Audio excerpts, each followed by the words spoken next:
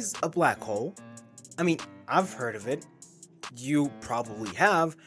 But do you really know what it is? And what would happen if you fell into one? To be able to answer any of the questions you might have about what happens if someone were to fall into one of these bad boys, we have to go all the way back, and what better place to start than the origin of the black hole? I'd like us to begin with having a real life example to help us understand this. And I want you to think of a trampoline or just a spread out sheet. And now imagine yourself placing a heavy object at the center of that trampoline or sheet. What happens? The part which has the object placed on it bends. Now, let's get back to space, where space is the trampoline or sheet that we just used, and the planets, the stars, and everything else is the objects that we just placed on it. The heavier the mass of the object, the more it bends the fabric of space. So black holes in these situations are pits so deep where gravity is so strong that not even light, which is the fastest element we know, can escape. In other words, a black hole is matter that has been condensed so much in a very small space where gravity becomes so strong that you'd have to be traveling faster than the speed of light to escape it, which is currently not possible. But that doesn't tell us where these black holes come from, which is what I want us to look at next. What's up, guys? It's like 2 a.m. right now, and I'm still working on this video, bro. I need to shoot this video, start shooting today. So I'm trying to finish up on some things I haven't done yet. That's why I'm awake right now. So let's try to finish up this video, and then I can sleep. Time lapse.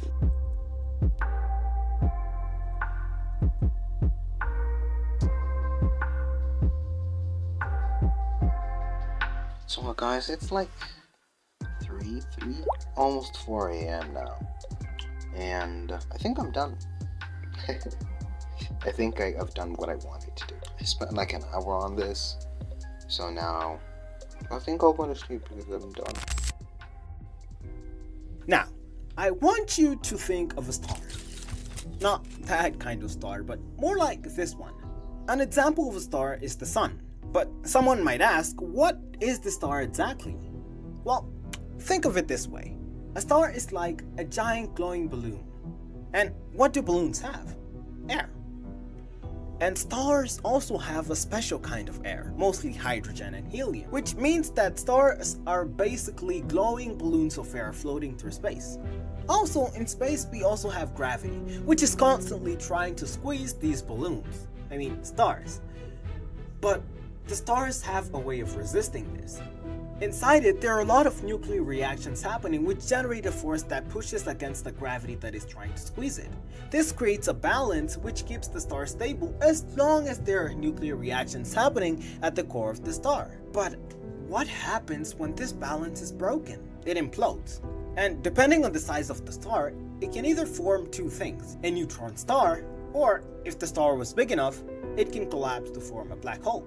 Basically, what this means is that the core can't resist the crush of gravity, which makes it just break down into a black hole, but only if the star was big enough. Okay, now that we know how black holes are formed, the next question I'd like us to look at is, what would happen if you fell into one? To understand this, we must first understand the types of black holes, then get to know whether you have any chance of surviving, or whether you'd find yourself in another universe.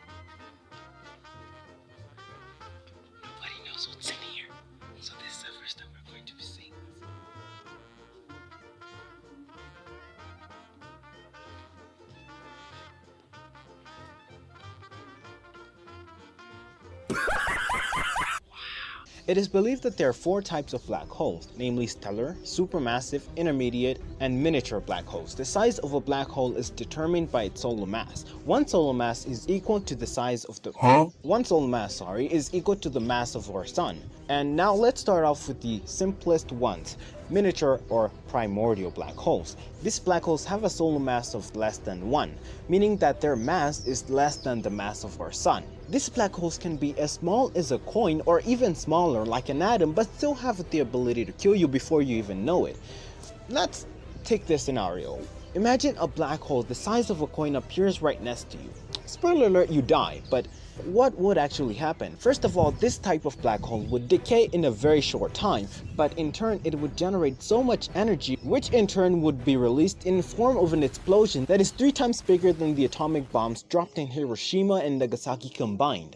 So either way, you still die. The next type is supermassive black holes, which are black holes which have a mass of 1 million to 1 billion solar masses, which again means that they're 1 million to 1 billion times heavier than our sun. And to help you visualize this better, these black holes can be as big as our whole solar system and as heavy as all the stars in our galaxy combined. And we actually have one at the center of our galaxy, Sagittarius A. Despite being 4 million times more massive than our sun, this black hole is only 100 times brighter than it. And something else is that less than 1% of the stuff that gets caught in its gravitational field actually make it to its event horizon, which I'll tell you in a second, but first, let me tell you about stellar black holes. These black holes range between 3 and 100 is the mass of our sun. They can also feed off of nearby stars if the star from which they were formed from was orbiting another star in what is called a binary system. As these stars are being fed and pulled by the gravitational field of the black hole, they speed up and heat up and glow, emitting X-rays in the process, which is then detected by scientists, confirming the presence of these black holes. Also, something else that scientists use to detect and confirm presence of these black holes is the effect that they have on nearby stars, as they kind of give off this gravity lens effect, like this. That star that just lit up in that manner actually meant that there's a stellar black hole that just passed near it. Now, lastly, we have intermediate black holes, which in mass are between stellar black holes and supermassive black holes, where they range between 100 to 1 million times the mass of our sun. As of right now, not much is known about them, as none of them has actually been confirmed to exist yet, but it's just a theory. A black hole theory. You know how to do it. This is Billy. I don't know how old. I don't even know. Yeah, this is Billy.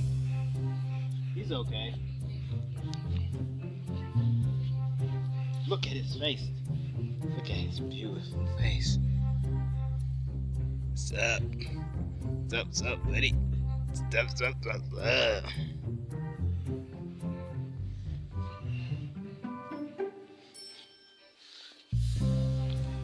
And that's Billy. But now that we know all this, how can we create a black hole of our own? Look, the thing is, I am going to actually tell you how to do it, but you can't. Just hear me out because you already know how to do it. I already mentioned it before when I told you on how black holes are formed. But don't worry, I got you. I'm going to say it again now, plainly. Anything can become a black hole. A bottle, a balloon, you, anything. It just has to be compressed hard enough to occupy a very small space. Like I said before, that's basically how black holes are formed. Anything can become a black hole. You can look it up. I'm not making this up. You can look it up. But what would actually happen if you fell into one? We've said everything else on how black holes are formed, the types of black holes there are, but now let's look at what would happen to you if you fell into one of these bad boys. Okay, short answer is you died, but what would actually happen? The composition of the black hole is something I must explain to you before that if I have any chance of making you understand what would happen to you. Again, think of a waterfall. And you know that one point before the waterfall itself where there's no other way except down? That, in a black hole, is the event horizon, which is the furthest point in a black hole, where further inside this point and it's bye-bye for you. And actually, when you look at a black hole, this is what you actually see. You don't see the black hole itself because light can't escape the black hole, like we said before. Next, we have the singularity, which is the center of the black hole, where density is infinitely high, and gravity is so strong that nothing can escape, as we said before.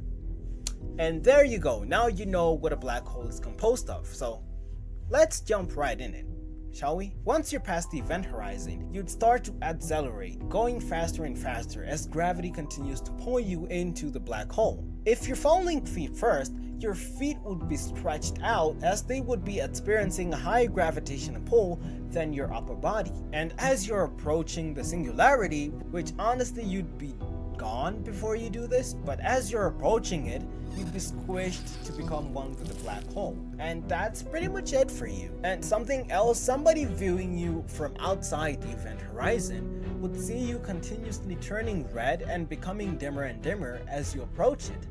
And then you just stop, never crossing the event horizon. It's almost like as you approach the event horizon, time slows down for you and then it just appears to stop. It's almost like you're trapped in time, but really, you're just gone.